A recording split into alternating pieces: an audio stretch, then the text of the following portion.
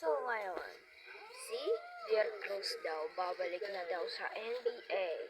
So, siya sa team, sa Mentis.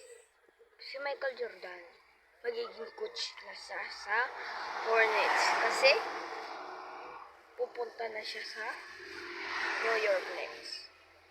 Hindi na siya magko-coach siya. Hindi na siya mag-nipo. So naman, si Jason Tatum ay ililipat na daw sa Hornets kasi ibabalik na kay Lamelo. So, abangin na ng yung part 2 netong kwentuhang NBL. So, i-subscribe nyo pala ako, huwag nyo kakalimutan at link button and comment ang dates.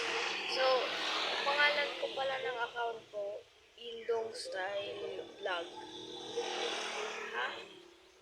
Magkikinig kayo.